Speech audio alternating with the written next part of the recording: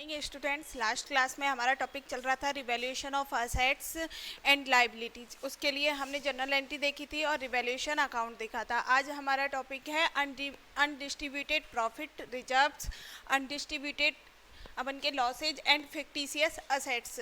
देखो क्या ट्रीटमेंट किया जाएगा, क्या होते हैं अनडिस्ट्रीब्यूटेड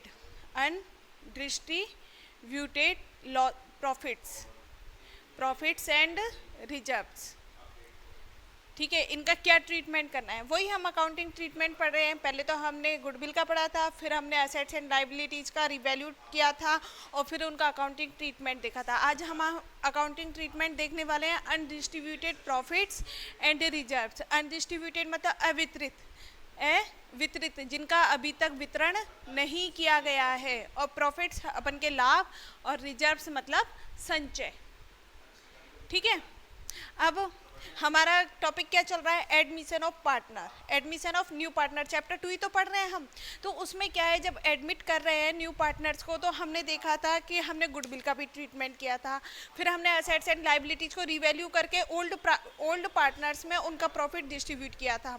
अब असेट्स एंड लायबिलिटी तो डिस्ट्रीब्यूट कर ली। अब उसके बाद जो बैलेंस शीट में जो प्रॉफिट्स हैं, रिजर्व्स हैं, और कौन से वाले अवितरित, जिनको अभी तक ओल्ड पार्टनर्स में बांटा नहीं है, तो अब वो बोल रहे हैं ओल्ड पार्टनर्स, अच्छा ठीक है, ये जो प्रॉफिट्स हैं ये तो हमने कमाए हैं, तो ऐसा करते हैं, ये जितने भी प्रॉफिट्स हैं इनको हम बांट लेते हैं। न्यू पार्टनर्स को क्यों देंगे? जो बैलेंस शीट में जो प्रॉफिट्स एंड रिजर्व्स दिखाई दे रहे हैं वो तो ओल्ड पार्टनर्स के, तो वो अपने प्रॉफिट्स को न्यू पार्टनर को तो नहीं देंगे।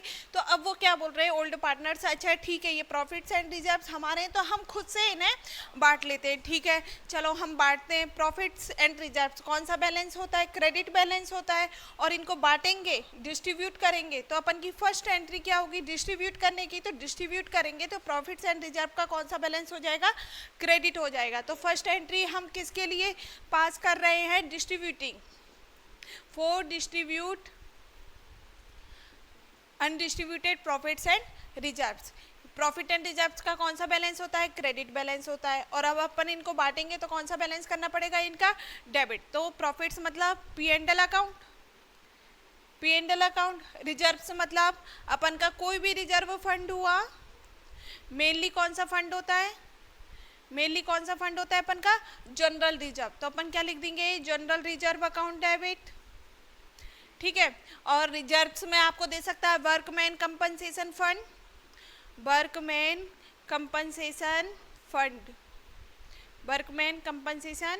Fund account debit.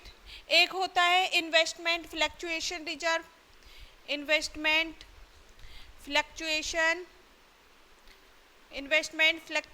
फंड या रिजर्व अकाउंट डेबिट। किस में बांटेंगे, किसका है ये प्रॉफिट, ओल्ड पार्टनर्स का। तो किस में बांटेंगे, to old partners capital account. किस में बांटेंगे, ओल्ड पार्टनर्स में। ठीक है, P&L का अकाउंट, जितना बैलेंस शीट में P&L दिया होगा, वो प्रॉफिट दिया होगा, उसमें बांट देंगे। जनरल रिजर्व या रिजर्व फंड। जनरल रिजर्व क्या होता है, 11th क्लास में पढ़ा होगा, सामान्य संचय की जो कंपनी होती है या फिर कोई भी संस्था होती है, इंस्टीट्यूट होती है, वो अपने प्रॉफिट का कुछ पार्ट फ्यूचर कंटिजेंसी के लिए रख लेती है, तो वो क्या होता है, जनरल रिजर्व। ठीक है, जो उसमें बैलेंस शीट में दिया होगा वो वाला फंड इसमें अमाउंट आ जाएगी।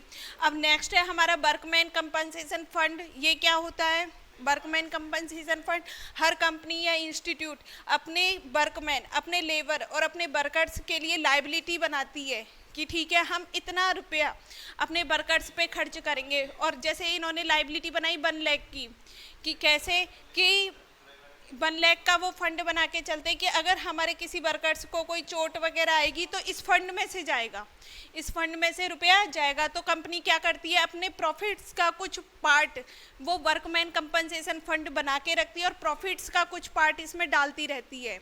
ठीक है, इस फंड में डालती है, और जब वर्कर्स को कोई इंजरी होती है तो इस फंड में से उसको पे कर दिया जाता है। तो यहाँ पर वर्कमैन कंपनसेशन फंड में कितनी अमाउंट को बांटा जाएगा, एक्सेस किससे एक्सेस, जो एक्चुअल लाइबिलिटी होगी, जैसे यहाँ पर वर्कर्स फंड में रुपये जमा हुआ 1 लाख, लेकिन जो वर्कर्स की लाइबिलिटी बन गई 60,000, तो 60,000 तो लाइबिलिटी पे हो जाएगी, बाकी कंपनी कितना बांटेगी 40,000, वो फर्म कितना बांटेगी 40,000, तो वर्कमैन कंपनसेशन फंड में कितनी अमाउंट आएगी, excess the actual liability, excess the actual liability. ठीक है, जो भी एक्चुअल लाइबिलिटी से ज़्यादा होगा वो वर्कमैन कंपनसेशन फंड में बांट दिया जाएगा। इन्वेस्टमेंट फ्लक्चुएशन रिजर्व अकाउंट, इसमें कौन सी अमाउंट आएगी, इसमें market value and actual price से एक्सेस में जो अमाउंट होगी, उनका डिफरेंस में जो एक्सेस में अमाउंट होगी वो इसमें आ जाएगी। ये हो गई हमारी डिस्ट्रीब्यूट करने की। इसमें तो हमने किसको डिस्ट्रीब्यूट किया,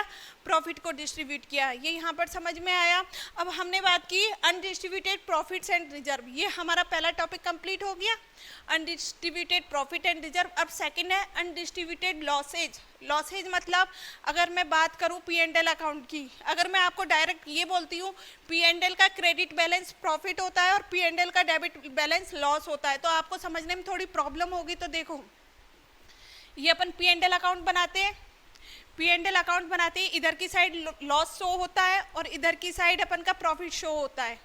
ठीक है, तो P&L का क्रेडिट बैलेंस, अब कहने में तो ये आएगा मैम ये तो साइड क्रेडिट, ये डेबिट है और ये साइड क्रेडिट है, तो आप इसे P&L का क्रेडिट बैलेंस क्यों बोल रही हो। P&L का क्रेडिट बैलेंस प्रॉफिट होता है। 11th का टॉपिक है आपका कि P&L का क्रेडिट बैलेंस को हम प्रॉफिट कहते हैं, लेकिन आप ये कहोगे कि मैम ये तो डेबिट साइड है, और फिर आप डेबिट साइड को प्रॉफिट क्यों बोल रहे हो। नहीं, ये P&L का क्रेडिट है। पूछो कैसे, ये यहाँ पर सिर्फ इसकी पोस्टिंग है, बैलेंस तो क्रेडिट का ही तो एक्सेस था, क्रेडिट का ही तो एक्सेस था, तभी तो ये प्रॉफिट शो हो रहा है। तो अपन P&L के क्रेडिट को प्रॉफिट बोलते हैं और P&L का जो डेबिट बैलेंस होता है वो अपन का लॉस होता है। ठीक है, इधर जो होगा ये लॉस शो होगा। डेबिट बैलेंस एक्सेस था, मतलब हमारे खर्चे ज़्यादा थे तभी तो हमें लॉस हुआ। P&L के डेबिट साइड अपन किसको लिखते हैं, अपन के जितने भी लॉस और एक्सपेंसेज होते हैं उनको हम P&L के डेबिट बैलेंस में लिखते हैं। अगर हमारा P&L का डेबिट एक्सेस कर रहा है, डेबिट एक्सेस कर रहा है मतलब हमारे एक्सपेंस और इनकम एक्सेस करते हैं, तो हमारा क्या शो होगा, लॉस होगा। तो अपन क्या बोलेंगे, P&L का जो क्रेडिट बैलेंस होता है वो प्रॉफिट होता है और P&L का जो डेबिट बैलेंस होता है वो लॉस होता है। ठीक है, अब यहाँ पर लॉस की बात की है, तो ये लॉस कौन सा है, P&L का डेबिट बैलेंस। ठीक है, अब इसके लिए अगर किसी फर्म के पास लॉस नहीं, वो सॉरी प्रॉफिट नहीं है, तो लॉस है, तो लॉस को भी डिस्ट्रीब्यूट किया जाएगा, लॉस को भी डिस्ट्रीब्यूट किया जाएगा। और लॉस किस रूप में है, P&L का डेबिट बैलेंस, तो P&L के डेबिट बैलेंस को भी बांटना पड़ेगा। किस में बांटेंगे, वही ओल्ड पार्टनर्स में। अगर P&L का डेबिट बैलेंस है और इसको बांटना है तो हमें क्या करना पड़ेगा, क्रेडिट करना पड़ेगा। तो हम कर देंगे टू P&L अकाउंट, कौन सा बैलेंस है ये, DR बैलेंस। ठीक है, अगर किसी को समझ में नहीं आया है तो दोबारा से एक बार चिंतन करना कि डेबिट और क्रेडिट बैलेंस को कैसे प्रॉफिट और लॉस कहा जाता है। ठीक है, टू P&L अकाउंट, और किस में बांट रहे हैं, ओल्ड पार्टनर्स में, तो डेबिट किसको कर दिया जाएगा, old partners capital account debit. और किस रेशो में बांटा जाएगा, ओल्ड प्रॉफिट शेयरिंग रेशो में। दोनों एंट्री किस में होंगी, ओल्ड प्रॉफिट शेयरिंग रेशो में। लॉस की बात हो गई। नेक्स्ट थर्ड है हमारा फिक्टिशियस असेट्स। क्या है फिक्टिशियस असेट्स, क्या होती है फिक्टिशियस असेट्स, देखो फिक्टिशियस असेट्स, फिक्टिशियस असेट्स को हिंदी में कृत्रिम संपत्ति भी कहा जाता है। ठीक है, क्या बोलते हैं, कृत्रिम संपत्ति। ये होती क्या है फिक्टिशियस असेट्स, एक तो हमने पढ़ा टेंजिबल असेट्स, इंटेंजिबल असेट्स, और एक अपन फिर करंट असेट्स और फिक्स असेट्स, उसमें हमने पार्ट्स पढ़े। लेकिन ये क्या टॉपिक है हमारा, फिक्टिशियस असेट्स। बैलेंस शीट के अगर असेट्स है तो किस पार्ट में शो होगा, असेट साइड में। ठीक है, लेकिन ये होती क्या है फिक्टिशियस असेट्स, फिक्टिशियस असेट्स ऐसे रेवेन्यू एक्सपेंसेज होते हैं। फिक्टिशियस असेट्स क्या होते हैं, एक्सपेंसेज होते हैं। कौन से वाले, रेवेन्यू एक्सपेंसेज। ऐसे रेवेन्यू एक्सपेंसेज होते हैं जो भारी भरकम मात्रा में होते हैं और उनसे जो हमारा इंस्टीट्यूट है उनको बहुत ज़्यादा मात्रा में प्रॉफिट होता है।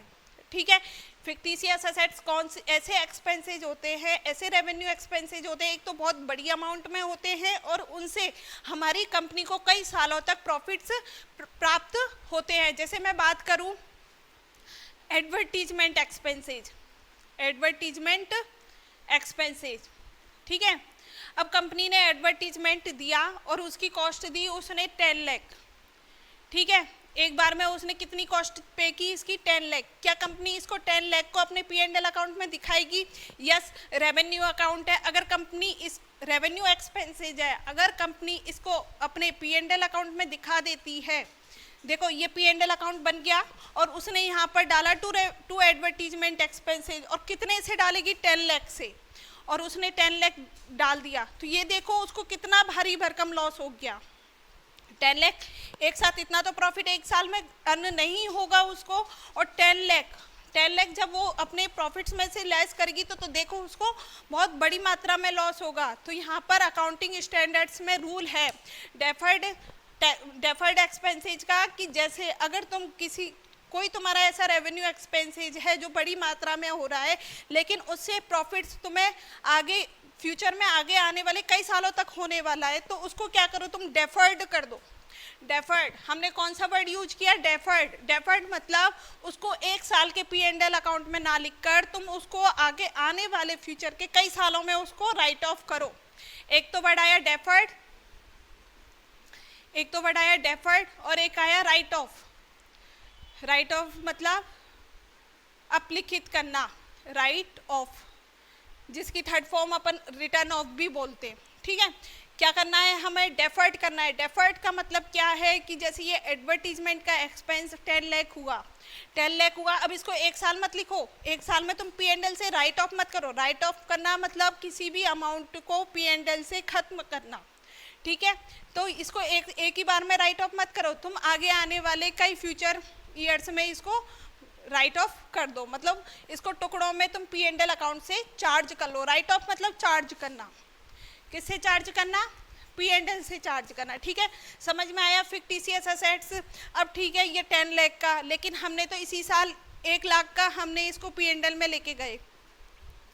P&L अकाउंट में हम इस साल सिर्फ कितना लेके गए? 1 लाख का। जो बचा हुआ 9 लाख है वो कहाँ पर शो होगा? वो बचा हुआ 9 लाख कहाँ पर शो होगा? उसको हम फिक्टिशियस असेट्स के नाम से बैलेंस शीट में डाल देंगे, ठीक है। समझ में आया कि 1 लाख इसका इस साल अपन ने राइट ऑफ कर लिया, बचा कुचा कहाँ शो करना पड़ेगा? तो बचा कुचा 9 लाख अपन किस में डाल देंगे? बैलेंस शीट में। किसके नाम से? फिक्टिशियस असेट्स के नाम से। तो अपन देखेंगे ये जो फिक्टिशियस असेट्स है ये भी तो हमारा लॉस है, हमारा लॉस ही तो था, ठीक है। तो अब इसको हम अपने लॉसेस के साथ इसको भी क्या कर देंगे? अपन लिख देंगे। जैसे अपन ने यहाँ पर लिखा P&L का डेबिट बैलेंस, ये हमारा लॉस रहा, और एक हो जाएगा deferred revenue expenses. Deferred revenue expenses ये भी तो हमारे लॉस है, उसकी भी अकाउंट आ जाएगी, ठीक है। ये समझ में आया? और किस रेशो में बांटा जाएगा? ओल्ड प्रॉफिट शेयरिंग रेशो में। ये हमारा यहाँ पर ट्रीटमेंट कंप्लीट होता है किसका?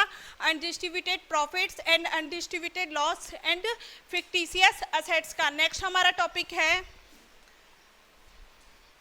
Adjustment of Capitals. Adjustment of capital, पूंजी का समायोजन। नेक्स्ट टॉपिक हमारा, ये फर्स्ट टॉपिक था, सेकंड टॉपिक है एडजस्टमेंट ऑफ कैपिटल, पूंजी का समायोजन। कब करना है हमें adjustment? At the time of admission of new partner. जब हमारी फर्म में न्यू पार्टनर आ रहा है तब अपन को क्या करना है? पूंजी का समायोजन करना है, एडजस्टमेंट करना है, ठीक है। तुमने एक चीज नोटिस की, ये हमारी बैलेंस शीट, ठीक है। बैलेंस शीट में क्या होता है? एक तो कैपिटल होती है, कैपिटल के बाद रिजर्व एंड सरप्लस होते हैं, ठीक है। फिर अपन की क्या होती है? लायबिलिटी होती है। लायबिलिटी में भी 2 टाइप्स होते हैं, एक तो लॉन्ग टर्म लायबिलिटी एंड एक करंट लायबिलिटी। फिर अपन की लायबिलिटी होती है, ये इधर हो गए अपन की बैलेंस शीट के लेफ्ट साइड की, एक कैपिटल हो गई, रिजर्व एंड सरप्लस हो गई, फिर लायबिलिटी। लायबिलिटी के भी 2 पार्ट्स हो जाते हैं, करंट लायबिलिटी और नॉन करंट लायबिलिटी। फिर इधर अपन क्या लिखते हैं? असेट्स लिखते हैं। असेट्स के भी 2 पार्ट्स हो जाते हैं, एक तो टेंजिबल, इंटेंजिबल, उसमें फिक्स असेट्स भी आ जाती है आपकी और फिर करंट असेट्स भी आ जाती हैं। हमने फर्स्ट टॉपिक क्या पढ़ा था, accounting treatment of goodwill, assets का पार्ट था गुडविल, इसे अपन देख चुके। नेक्स्ट टॉपिक था revaluation of assets and liability, मतलब हमने असेट्स का भी ट्रीटमेंट देख लिया, इधर लायबिलिटी का भी ट्रीटमेंट देख लिया, ठीक है। अब अपन का नेक्स्ट टॉपिक था अनडिस्ट्रीब्यूटेड प्रॉफिट्स एंड लॉसेस, तो ये रिजर्व एंड सरप्लस का भी अपन ने ट्रीटमेंट देख लिया, ठीक है। तो अपन इसका रिजर्व एंड सरप्लस का भी ट्रीटमेंट देख चुके। अब हमारा बचा क्या, लायबिलिटी। अब अपन क्या ट्रीटमेंट कर रहे हैं, लायबिलिटी, क्योंकि जब हम बैलेंस शीट बनाएंगे अगर हम असेट्स को छेड़छाड़ करेंगे और लायबिलिटी को अलग अमाउंट पर दिखाएंगे रिजर्व एंड सरप्लस का, तो कैपिटल भी तो चेंज होगी, कैपिटल भी तो चेंज होगी, क्योंकि हमें तो बैलेंस शीट मैच करनी है। तो अब हमारा ट्रीटमेंट किसका चलेगा, बैलेंस कैपिटल का, ठीक है। अब अपन क्या देखने जा रहे हैं, एडजस्टमेंट ऑफ कैपिटल, पूंजी का समायोजन। तो इसमें अपन इसको हम 3 हेडिंग्स में पढ़ेंगे, फर्स्ट, सेकंड, थर्ड। ये फर्स्ट केस, ये सेकंड केस और ये थर्ड केस। फर्स्ट केस क्या है हमारा, एडजस्टमेंट ऑफ क्या एडजस्ट करनी है अपन को, ओल्ड पार्टनर्स की कैपिटल, किसके बेसिस पर, न्यू पार्टनर्स की कैपिटल के बेसिस पे। तो adjustment of capital of new partners, old partners, capital of old partners on the basis of new partners capital, ठीक है। फर्स्ट केस क्या है हमारा कि नए पार्टनर्स की कैपिटल के आधार पर पुराने पार्टनर्स की कैपिटल को का क्या करना है, अपन को एडजस्ट करना है, समायोजन करना है।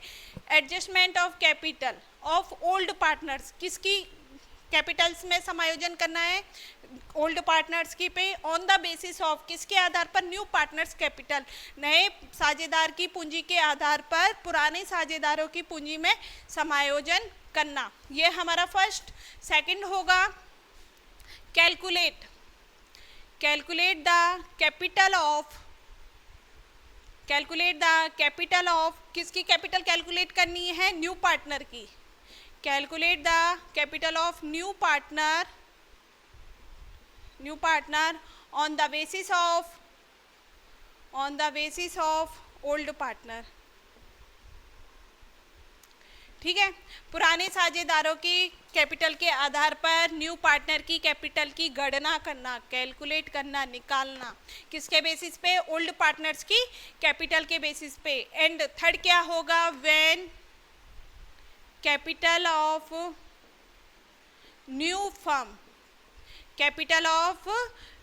फर्म इज गिवन, जब नई फर्म की कैपिटल दी हुई हो। नई फर्म मतलब पहले 2 पार्टनर्स थे, ए एंड बी, अब 3 पार्टनर्स हो गए, ए बी सी, उनका प्रॉफिट शेयरिंग रेशो चेंज हुआ। अगर प्रॉफिट रेशो चेंज होता है तो फर्म भी क्या हो गई, न्यू, ठीक है तो वही अपन की पुरानी वाली फर्म, लेकिन जैसे ही उनका प्रॉफिट शेयरिंग रेशो चेंज हुआ तो यहाँ पर उसको क्या बोल दिया, न्यू फर्म। तो हम क्या देखने वाले हैं, एडजस्टमेंट ऑफ कैपिटल।